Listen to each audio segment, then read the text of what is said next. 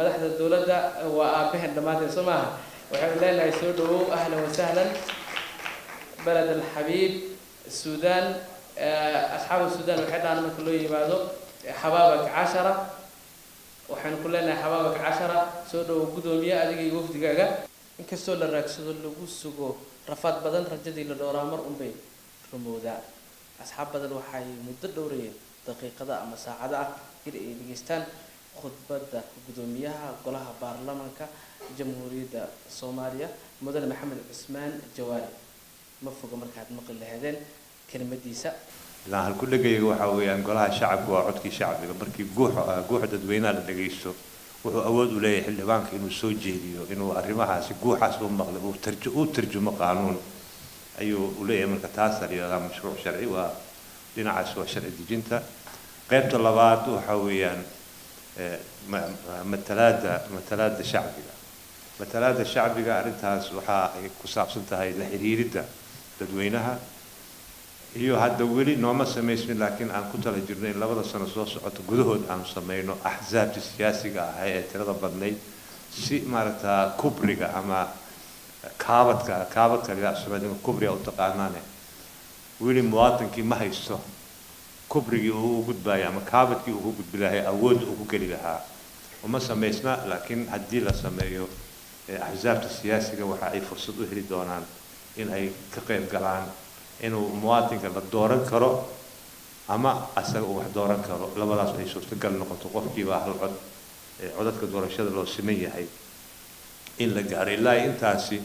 waxa aan ku yaani markii hore afartii hore sano waxaan ku dadaalnay in xildhibaanada maagii hore baarlamaankii sideedaad iyo kii toddobaad wadciga markaa jiray awgeed xildhibaanada fursad uma lahayn inay degaan doorashooyinkooda oo ay matalaan ay tagaan oo la socodsiiyaan yani howlaha ka socda baarlamaanka inay la socodsiiyaan ma dhici karin duruufo jiray awgeed laakiin baarlamaanka sagaalaad waa u suurta gashay in xildhibaanka ugu yaraan afartii bilood ka bacdi inuu ugu yaraan 5 maalmood ama 15 ilaa 2 usbuuc uu tago meesha oo xaalkooda ka warkeeno kalfadhiga xiga inuu warbixin ka dhiibo baarlamaanka waa noo suurta gashay laakiin sanadka kan waxaanu bilownay laba arrimood ayaan rabnaa inaan ka hirgelino waa mide in baarlamaanadu maadaama ay sameysmeen baarlamaanada dowladda goboleedyada ay sameysmeen in baarlamaanadaas iyo golaha shacabka ay isku xirmaan oo sharci dejinta oo Soomaaliya dhan marta si ay u midowdo taasi waa tan arrimaha gudaha aan u fiirinayno tan kalena waxa weeyaan marta oo matalaada shacbiga weli aan ku jirno in xagga dibaddan aan soo eegno sida hadda kulankan oo kale aan isku aragno laakiin waxaa ilaa 80 dal ayaa jira oo in xiriir la sameeyo ay tahay la hagaajiyo haddii aan ku rooyahay xiriir la yeesho ama ha joogaan muwaadiniin Soomaaliyeed ama inay joogin laakiin duruufaha waan u baahanahay inuu qasbay inaan martaa la galo taasina waxa weeyaan qayb oo ka mid ah qaybaha baarlamaanka uu xilsaaray matalaada oo aliga matalaada qaybta saddexaad waa muhiim waa tan la yiraahdo korjoogteynta micnaheedu waxa weeyaan waa baarlamaanku waa qowsaar raaci baa la yiraahdaa xarbeedka lumada kullukum raaci wa kullu raaci mas'uul an raaciyati qowsaarka xukuumadda korjoogteeyo weeyaan waayo shilin kastoo la keena ama canshuur ha lagu qaado oo canshuur shacbigu u bixiyo ha ahaato ama lacag magaca Soomaaliyeed lagu keenay ha ahaato waxa iska la shacbiga waa inay gashaa khasnada dhexe waxa ka baxayo waa inuu martab golaha shacabka ayaa fasaxa oo xukuumadda markay la timaado ay siisaa sidoo kale waxa weeye marka ra'iisul wasaaraha iyo xukuumaddiisa la ansixinayo barnaamij baa jira oo la yimaado barnaamijkaasi waxa la xisaabtama 15 gudi ayaa oo kala xisaabsan oo had meesh uu marayo wixii oo rumo sheegay misabeen ma u hirgelin ismu hirgelin waqti ma hirgeli waay sababtu la hirgeli waay waa maxay meesha intaas oo baan qodayaa dula ma qodmeen in la dabagalo ayaa 15 gudi ayuu leeyahay golaha shacabka iyo gudiga joogtada oo ka kooban gudoomiyayaasha 15 kaasi gudi ay ku jiraan arrimaha ugu culus oo hadda aan horyaallo oo aan rabno inaan wax ka qabanno waxa weeye tan ugu horeysa in sida ugu dhaqsaha badan loo howlgalo dib u eegis dastuurka oo la dhameystiro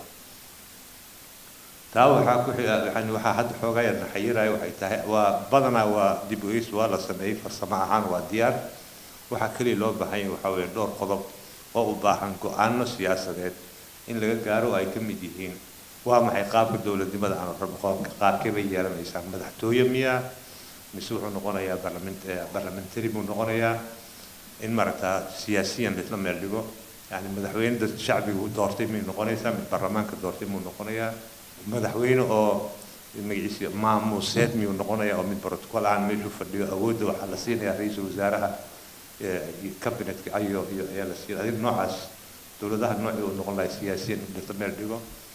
in laisla meel dhigo haddii la kuroy sida loo wadaagayo khayraadka dabiiciga ah guddiga khayraadka dabiiciga waxaa nagala jooga daawud bisilo hadda idinla hadlayay ayaa ka mid ah guddigaasu ku jiraa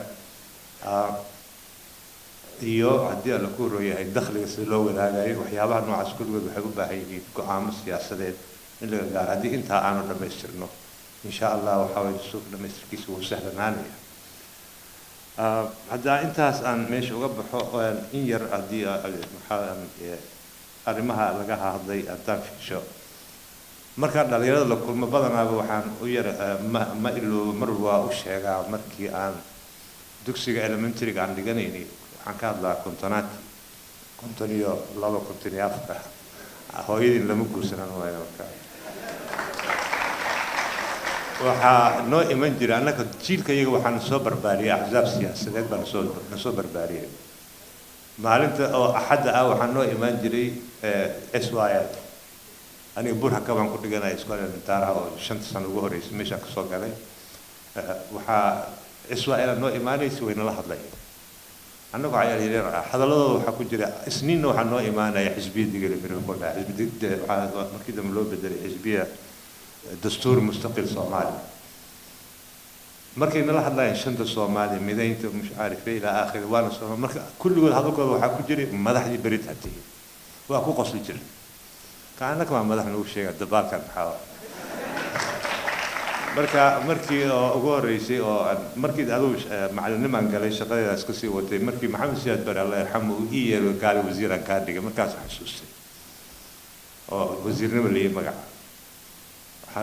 hadduu waxaa weeyaan maxaa idinku dhex jiri karaa madaxweynihii beri idinku jira ra-iisul wasaare idinku jira guddoomiye baarlamaan idinku dhex jira xildhibaana idinku dhex jira allahu aclam marka walaalayaalow isu diyaariya berito madaxdii berita aad tihiin habeensanina kaa habeensanina taasi waa middan kale oo hadda oo ustaad faarax cabdifaax sheekh cabdiqaadir xildhibaanka oo idinkala hadlay dowladnimada maxay u dhuntay maxay tahay hore dowladnimada ma fahmi annaga yaa dowlad ah dowladda ma magiciisa madaxweynaha guddoomiyaha ee baarlamaanka miya mise wax kale kuwaas waa adeegayaalkooda dowladda waa shacbiga ayaa yani awoodda shacbiga iskale asay ka alla ka sokow awoodda waxaa iskale shacbiga asay ka bilaabata asay ka dhulaata asagaa dooranaya asagaa diidaya asagaa haadhaya asagaa may oranaya markii qaanuunka laga hadlayo dowladda waxay tahay ilaa meel naga dhig rijaal shaaric markaa u sheegayso dowladda maxaa waay aad tiraahdo qaacida yaraa jirto oo lagu fahmo dowladdu wax kale ma aha waa dad iyo hay-ado u duuban damaanaqaadka jirista dowladnimada ayaa rabta damaanaqaad in loo sameeyo waxaa damaanaqaadi kara waa dadka iyo hay-adaha dowladda haddayba jirin dowladdaas damaanaqaad male ma jiritaan ma yeelanayso waa wasaaradaha waa madaxtooyada waa baarlamaanka waa yani waxa weeyaan wuxuu adeegsanayo shacbiga hay-adahaas ayaa la rabaa inay damaana qaadaan jiritaanka dowladnimada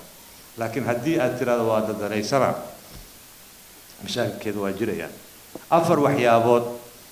ayaa markii aad fiiriso qur-aanka markaa akhrinayno haddaan isu soo aruurino aayadahan ka hadlaya malcuunkii fircoon waxaa kuu soo baxay 4 atoora kuu soo baxay qur-aanka dhexdiisa atooraha waa fircoon atooraha kale waxaa la yidhahdaa haamaan atooraha kale waxaa la yidhahdaa qaaruun atoorayaasha kalena waxaa waa junuudu 4taas waa 4 opportunist oo jiraan oo jiri doona weligoodna jiraayo marba hadda ilaahay uu noo sheegay waa jiraya fircoon waa political opportunist waxaa weeyaan danayste siyaasadeed waay haamaan waa danayste magaciisa diineed وكان دا ربكم الأعلى كاس وكان دراي أو تتوسينا يسوون وأتورها الله بعد ودنيس الدين تحقق opportunity political opportunist قارون وفاينانشال opportunist وحاول دنيس المالية ديدو كيو فرياشيس اللي قاضي وايو ومشوا مرتا العكتي سبتني ودول كده لقوي كان كلامه وحاول military opportunist يا ودنيس أو military أفرتان عالم كوا جرايا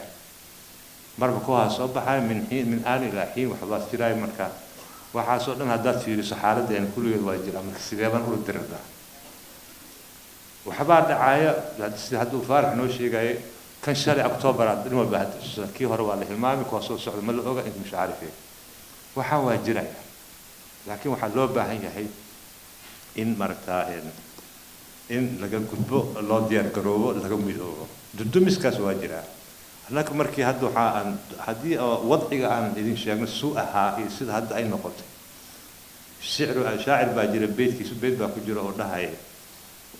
كفى هادما وراء ألف بان فما بالك ألف هادم وراء بان واحد يعني حلقة أو واحد دمية أو كن واحد يسيس حلقة أو واحد دمية أو كدم بأي أيام كفر أنا واحد كده دمية بل ملا هدي كن واحد دمية أو كو واحد يسايا دب جوجان فكذلك هدو حلقة سوريجي كن كي واحد دمية يسوى حلقة سوريجي حلقة واحد دمية يا كاس وهذا التقانان وقرح يجني قاعد دميس كان وحصوصات كيسوية هل كاس الحلا الإسكرها مدة كلا أو عن ربع إن مرتا إذن يرى إن شيء وحكم ذا إن فهمنا كرتيد عنه لا سوماليا كرتيد هذا وأهد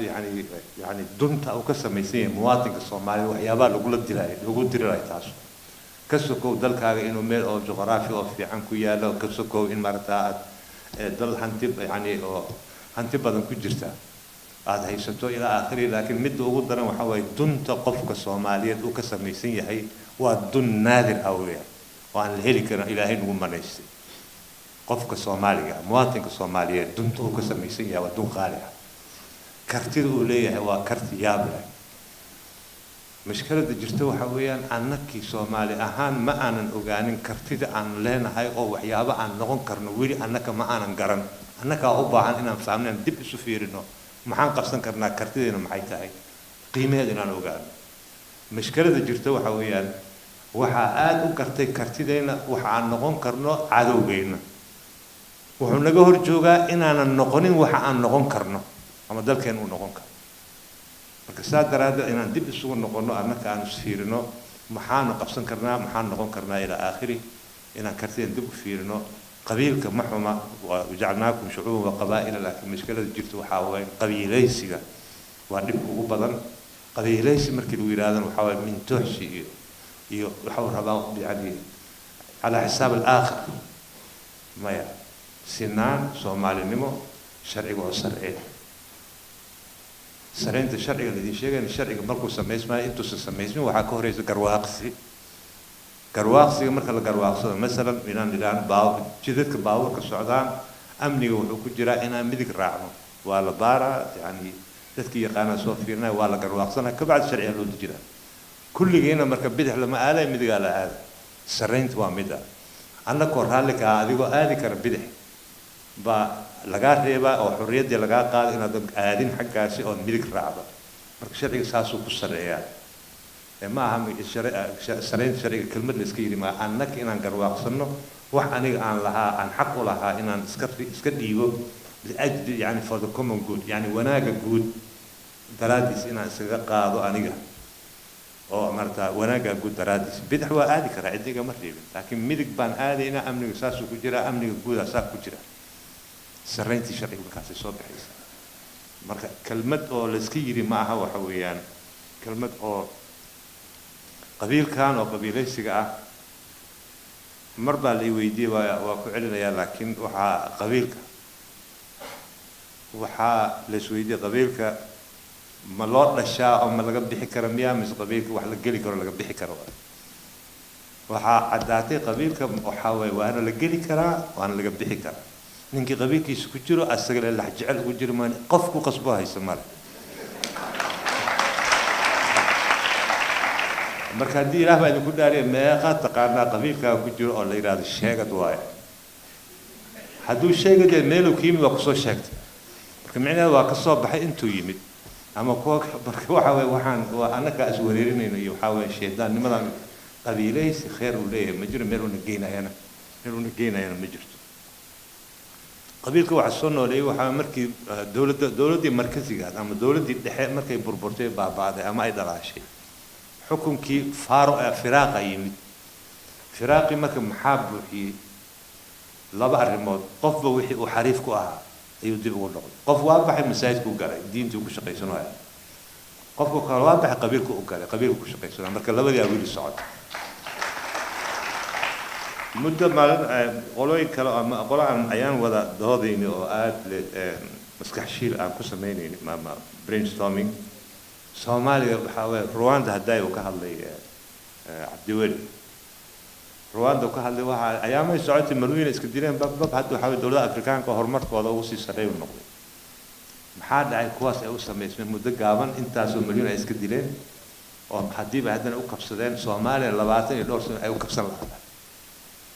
waxaa la yiri waxa jira saddex arrimood aan fiirino al-haq xaq iyo xaq oo diriray weligiin maaragtay حق هلا ومدرده حق باطل هدي دريران دواء إدارة باطل ولا قرينا مسمع لكن مشكلة ده مركز الحل كريم وحاول باطل والدريرايو ويلقيت ما ناس إلا أو حق ماذا باطل الدرير باطل شيء كذا مرة معه مركز وحاول باطل وحنا سوق جالسي إلهي مرتا حق باطل هذا مرتا إنه كلا بحر مركز أي حكيمته حقاقي دون تهدي اللي راهو tan oo maarta la dagaalanka musuqmaasuqa iyo amniga iyo juuci kullu waa isku xiran yihiin gaajo intay jirto amni ma jiro qof gaajaysan wax kasta ka suurtooda hadduu maarta qolkiisa haysanin corruptionka ama musuqmaasuqa saas oo kale waa ka suurtooda kulligood waxa u baahan yihiin cadaalad. Assalaamu calaykum.